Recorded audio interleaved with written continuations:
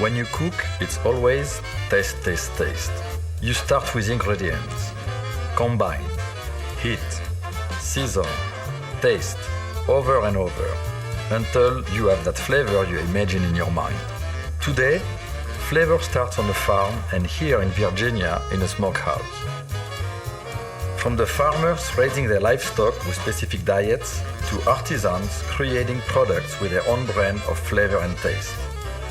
Now, as cooks, we don't have to work with products from factory farms, but truly special products crafted by artisans who bring their flavor into our kitchens so we can taste the difference.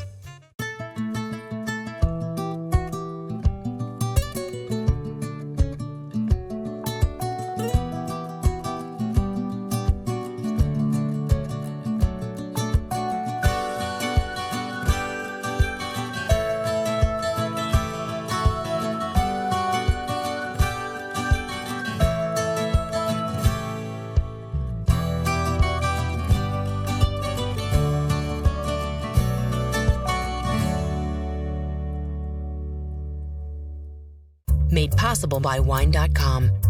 With thousands of wines from around the world, gifts, wine clubs, and the information you need to make a wine selection. Wine.com for wine online. By Cuisinart and the elite collection of food processors. With free nested work bowls, a seal-tight lid for maximum capacity use, blade lock for pouring, and a 6-in-1 adjustable slicing disc. It's the next innovation for the modern kitchen. By Aquapana Natural Spring Water. Emerging from a deep spring near the Renaissance Villa Pana, Aquapana is dedicated to bringing the taste, history, and culinary tradition of Tuscany to life. Aquapana, from Tuscany for the art of dining. By Olympus. The Olympus Stylus Tough Camera is made to take whatever life dishes out. In or out of the kitchen.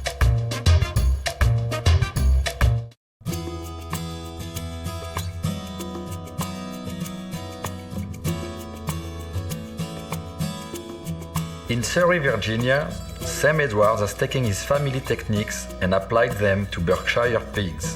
They are raised on peanuts, and the result is a cured ham they call Surryano that has exceptional flavor. Sam, thank you for having us. I have used your ham actually when I was working for Jean-Louis Paladin in Washington, D.C. Right. And it was the first time I tasted great ham like that in America. What is the history of your company here in making ham? My grandfather started the business in the 20s. He was... in the 20s? Yes. My great-grandfather, his father-in-law, actually started the ferries that run between Scotland Wharf or Surrey County to Jamestown Island. And Colonial Williamsburg was just getting started, so it was a lot of tourists. And my grandfather, to make extra money, decided to sell ham sandwiches from hams that he cured on the farm when he was in his early 20s. And from there, people wanted to know how to buy the whole ham. Where to find the ham. Before there was refrigeration, they had to learn how to preserve meat to eat year-round. So it was more a means of survival versus you're making it because it tastes that way. What made it famous originally was the hogs were raised or finished on peanuts.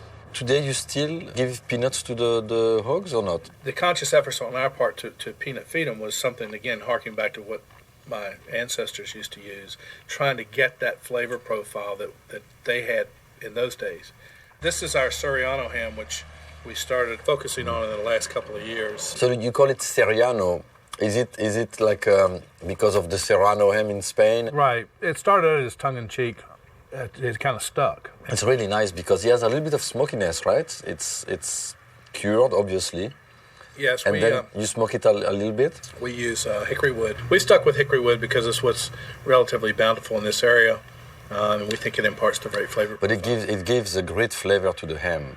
Like it's lightly smoked, not overwhelming, and you have obviously the delicious flavor of the cured prosciutto ham. Right. There are hams from Italy, Spain, China, France, Germany, France. We're all using the similar processes. I'm pretty excited to go visit what you are doing in the back. Good. I look forward to taking you through it. I follow you. The Edwards family has their curing operation behind the roadside storefront, where thousands of hams are curing in various stages. These are the pork bellies on the right, Oh, just yes, coming out of for sure. cure. The Surryano Hams. Oh, that's the famous one. This is the deboning process. So it's deboned by hand? Correct. The next room we're going to go to is the ham salting room, where we actually put fresh hams that come in and cure. All right, Eric, we're going to have these guys take a break, and you're going to get a chance to start learning how to salt hams. Oh, I love to. Eric, normally when we bring fresh hams in, and we'll start this process of salting. So and what are you supposed to do? Like put more salt on it? What I like to see happen is you take that old salt And you that rub it off, like this. Rub it in, rub that butt in good. You pack that in So there. you have to make sure you go all over. Right, and then right before you hand it to the next guy, you pick it up and hand it like And that. then he's he putting lays it on there. the pallet. Okay. So you're rubbing, Yep. and here. Am I like- fast enough? You like to rub that in. You really have to Rub it massage in. the ham, right? Yeah. Make sure that hock has plenty packed in. Right here. How many more hams like that do we have in this room? This Because hand, this is a lot of hams. Yeah, this is roughly 2,500, 3,000 pieces. So we have to do all those hams? Sure, yeah. Pick it up. Come on, let's go. I tell you one thing, I'm much more comfortable in my kitchen cooking. I'm gonna let you do it. I think you're much better than I am. Thank you. In this room, we keep our Surryano hams separated from the rest because they go through a much longer aging process. So those ones are how old are they? Those ones? These are about a year now. About a year now. But we like to keep them until they're 18 months. But you smoke them. Those ones are smoked because they look so beautiful. It smells smoky too, but not too strong. It's very light and. Actually, I love to touch it. Can we take a piece and slice? Sure. Pick one. This one looks Okay. good. I can't wait to slice the ham. My suggestion here is To go like that go from here to right here. across. That's much, huh? That's going to be a big hump. So I'm attacking here. Right. There Oh, you it's go. not actually. Right. Once you get through the skin, it's fine. It's like butter. Let me try. So this one is 1 year. right. It's but- just under a year, actually. So you'll probably be able to tell a little bit of difference between that and an 18 month. It has a bit less flavor, Right. less intensity, a little bit more moisture. And then you have that huge amount of fat. It's fantastic, and it's considered in many cultures a delicacy. But this one has a nice marbling. I see it here all over. Yes, it's very important for a dry cured ham. And we like to use the Berkshire, breed-specific Berkshire hog.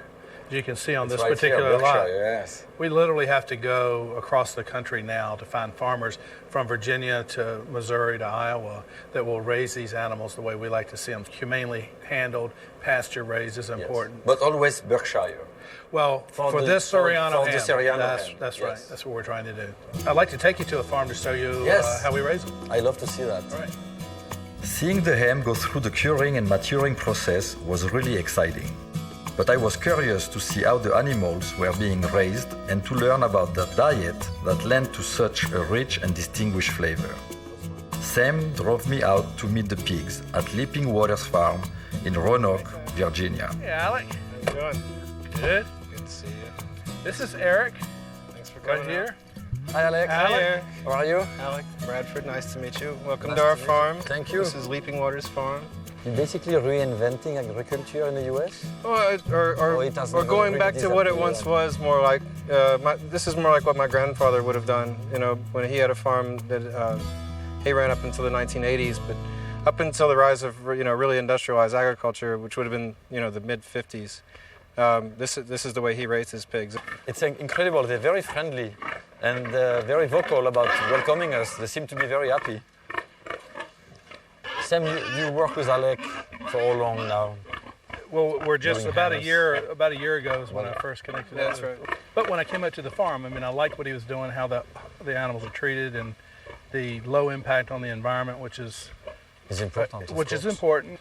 So, you know, Alec and other farmers, small farmers like him, are who we're looking for. you We just need basically- more of them. Oh, hello. They do have good farmers. Yeah. There's probably 20 or 30 other farmers in maybe an hour and a half's drive from here that can also produce these pigs. And if you get enough of those small farmers who have enough sustainable farms, who have enough, then Sam's got supply. We can supply a lot more people than, than just one giant longhouse that has 4,000 pigs in it. We can do the exact same numbers with much less work. With a good product. With a better product. product. A tasty product. Yeah. Mm-hmm.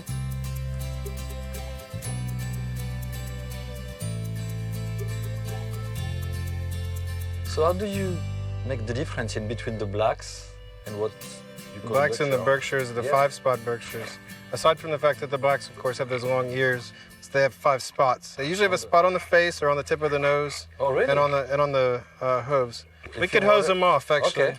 Oh yeah, I would love to see that. and then you can see the spots a little better. So it's shower time, huh? It's shower time. Oh my God, he's so happy. So he has one dot on top of his eye, right? Yeah, he's got the one spot right there on his face. Yes. You can see his hooves are actually white. Wow, he loves it. It's like showing his face. These pigs, they'll get to go up into the woods. Whenever they want, because I see Whenever the they door want, is open. yeah, that gate's wide open. They have about 5 acres into the hollow they can go and eat on forage. They like to eat roses and shrubs, and of course in the fall there's all sorts of different acorns that they'll eat. That falls and it's part of their diet. It's a very important part of their diet, and it'll add quite a bit to the flavor profile of the pigs as well. So depending on what you feed your pigs, what the product is going to become. Typically, we have different factors that we have to deal with, and since these pigs are outdoor pasture-raised animals, we have cycles they go through. You basically working with nature, but at the same time adjusting and maybe at times fighting nature. Yeah, it's working with and working against. To do something consistent for him. Mm-hmm. Now, again, we're trying to get it consistent, but that's one of the things that's difficult to do on these individual farms like this. Because they are not robots. Right. They are animals. We're not. You're dealing with the natural environment. And, that's right. And it's not a laboratory. Right. Right. That's one of the things you give up when you go from conventional raised pork, which tries to stamp out the same pig every time. Well, they try to clone. Clone, exactly. Yes. Well, clone. Well, they don't try, they actually succeed. Right. That's true today. It's true today. Well, what is interesting, I think it's the relationship between you and Alec and myself is that we have to have passion and respect. Knowledge, obviously, so we know what we're doing. And then when we combine all those elements together, we create a great product that we enjoy. And at the same time, we are creating sustainability, pleasure around us, lifestyle. That's the goal. It's really, I think, the magic triangle. Respect, passion, and knowledge. Très bien. C'était bon.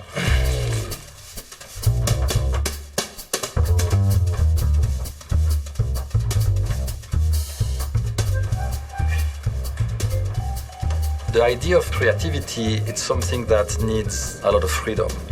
And we allow ourselves to be very free, and we don't have necessarily a very well-structured organization for it. When someone has an idea, we work on it in the kitchen upstairs, and then we bring it here in the conference room to be separated from the kitchen and have more time to focus on the flavors and discuss the dish. This time Adam has a sauce in mind and a fish in mind, and we're gonna have to work on the garnish, on balancing the sauce with the fish potentially, or maybe sometimes we're very lucky and in one shot we get exactly what we need as a recipe. Sometimes it just starts with a sauce, and sometimes it's a sauce of fish, sometimes it's the entire dish that we taste. So what do we have? So, I'm still in a garlic parsley sauce. We'll try it with halibut. Just wanted to taste the sauce, see what you think. There's a little bit of Pernod in it, roasted garlic, parsley puree. I like the smell and the flavor for sure. Okay. And so halibut, right? Yeah. And you poach or you baked the Poach, halibut? yeah. You Poached poach it. halibut in our normal liquid. And then the sauce you made it with? It's half and half milk and cream, confit garlic, a little bit of the oil, pureed parsley, a little bit of Pernod, and a touch of lemon. I like the sauce, and it makes sense to have the halibut. And The garlic comes through very well. It's got a nice little summer look to it too. Yeah. You know. yes, the color is kind of bright actually. The Nice color's and really bright. Yeah. It's very summery. Just parsley to get the color out of it. Yeah, just parsley. And that. The Pernod offers a little bit, but very, very Very, light. healthy.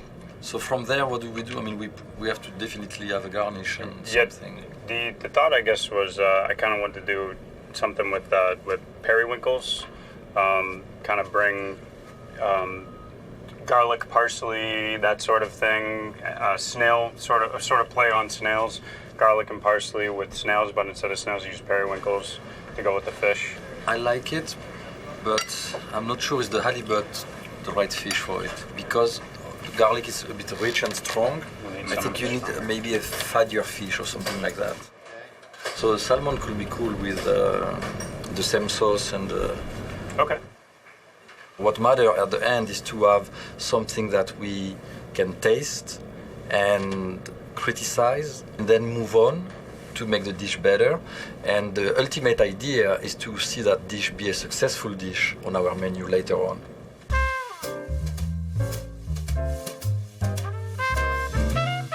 We are going to make a soup au pistou, a pesto soup, and it's about building flavors. So we are going to start with some white beans, and when you have dry beans like that, it's very hard for them to cook. So you cannot use them directly in your broth and make them boiling and cooking. You have to soak them overnight. So you take the beans, and then you cover them with water, and you can keep them either way in the fridge or outside. And what's going to happen is that they are going to drink the water and become much bigger and softer, like this bean here. And if you compare this one with that one, as you can see, it's a very big difference. In here, in this pan, I have some chicken stock mixed with water, and I'm going to add the soaked beans, and we are going to cook them for about 20 minutes. I'm adding some Surryano ham from the farm of our friends in Virginia, and that will give some smokiness and richness and meatiness to the broth and to the beans because they are going to soak all the flavors. I have some bay leaves and some fresh thyme, some parsley, some black peppercorn, and I'm going to make a bouquet garni like that, and that will flavor also the water, and the beans will take that flavor as well. And the sachet goes into the broth with the beans. So while the beans are cooking, I'm going to talk about the mise en place, which is that kind of organization where I have all the ingredients I'm going to need to make my recipe. So I have the oil, I have the salt, the pepper, and here in this specific recipe we have the brunoise of vegetables, which are little dice. So the beans are now boiling, and I always take the good habit of removing the foam on top. This is coagulation of protein, and it never tastes really good. Very often it actually has bitterness. I'm going to taste the broth. And frankly, right now it just tastes like starchy chicken stock with a tiny bit of smokiness because of the ham in it, but it has no complexity. It's very, very bland. And even the bouquet garni didn't bring the herb flavor in it yet. It needs to infuse and cook for at least 20 to 25 minutes. 25 minutes later, we are going to check, and we keep the broth at simmering. We don't want to boil it because boiling will break the beans. And they are very tender, but not completely cooked yet. I'm going to add now some more complexity into that soup. We're adding some onions, and that will bring a strong flavor and sweetness as well. Then I'm going to add the carrots, and the carrots will bring sweetness and a bit more complexity. Then I'm adding the string beans, and string beans will bring a little bit of a green flavor, but also some texture to it, like a little bit of crunch. I have some zucchinis, The zucchini will become very, very tender. And you can see, we start to see already some different colors in this soup. And I'm putting some tomato dice. And that will bring a little bit actually of acidity and fruitiness to the soup. And then the idea is to let it cook until all vegetables are ready, including the beans. So we basically are building flavors and complexity in that soup. I'm going to remove the bouquet garni because I think the thyme has brought a lot of flavor, the bay leaf as well, and I don't need so much flavor from it. And we're going to let it cook for about 20 more minutes. And I am not going to cover the soup. I'm going to keep it like that because if you cover soup with green beans, for instance, or asparagus or zucchinis or green vegetables, they will become black, dark, gray. So you never cover some green vegetables cooking. So far we have created a vegetable soup which has a lot of flavor and has some smokiness and also some meatiness from the ham. However, it's just a simple vegetable soup. Now we are going to add the pesto or pistu, which is made in a food processor. So I need some garlic, which has been already cut in small pieces. Sometimes when you use the cloves, they have the tendency to stick to the side of the food processor. This time, being cut like that, we will avoid anything sticking to it. And I'm gonna add some fresh basil leaves.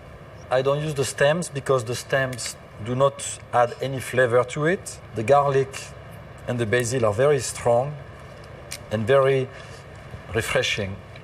I'm gonna add some extra virgin olive oil and some black pepper and a bit of salt. And we are going to make our pesto, which is a basil garlic puree.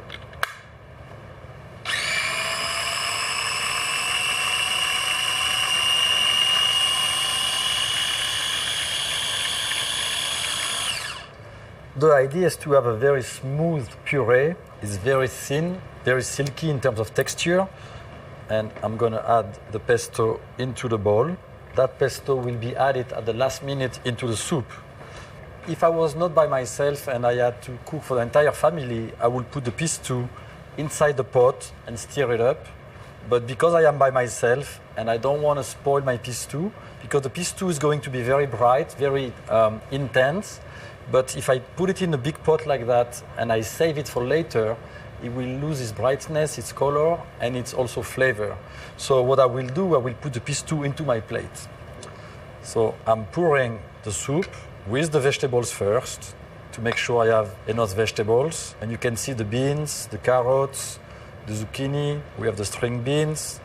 Now I'm gonna add a little bit of broth. This is a very summery soup actually. And you can eat it hot or you can eat it cold. And I'm gonna add a little bit of the pesto and it's gonna really brighten my soup, bring a lot of flavor, also a nice color on top, and I'm ready to go eat my soup.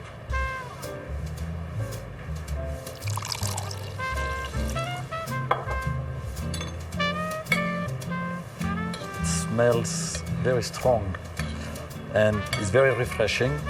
It reminds me my youth when I was in Provence and my aunts were doing that actually on Sunday because it was so much dicing and cutting, it was a lot of work, and they will do that only on a weekend. And the entire families will sit outside and we will eat the soup at night, and it was just delicious.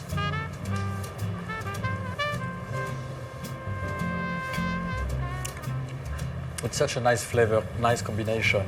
Actually, you have, again, that smokiness from the ham, the sweetness and richness from the vegetables, and the punch from the garlic and basil that really brighten the flavors of the soup and make it very powerful, but at the same time, it's a perfect harmony of flavors into the bowl. Santé, cook from life. This offer is not available in stores. Eric's latest book, Avec, is the companion to his Emmy Award-winning TV series. Filled with over 100 recipes, it captures Eric's adventures in stunning photographs and takes you to the source of inspiration. You will also receive a 3-DVD set of the new season of Avec, including 13 Perfect Pairings episodes with Aldo Sohn. The cost for all of this is $44.99, a savings of 25% off the list price at aveceric.com/TV. To order, call 1-866-469-ERIC. For more culinary inspiration with Eric, visit his website for free access to recipes, exclusive wine pairings and videos, and download Avec Eric multimedia and mobile apps. Join the Avec Eric community. Log on to aveceric.com. Made possible by wine.com. With thousands of wines from around the world, gifts, wine clubs, and the information you need to make a wine selection. Wine.com for wine online. By Cuisinart and the elite collection of food processors. With 3 nested work bowls, a seal-tight lid for maximum capacity use, blade lock for pouring, and a 6-in-1 adjustable slicing disc. It's the next innovation for the modern kitchen. By Aquapana Natural Spring Water. Emerging from a deep spring near the Renaissance Villa Pana, Aquapana is dedicated to bringing the taste, history, and culinary tradition of Tuscany to life. Aquapana, from Tuscany for the art of dining. By Olympus. The Olympus Stylus Tough Camera is made to take whatever life dishes out, in or out of the kitchen.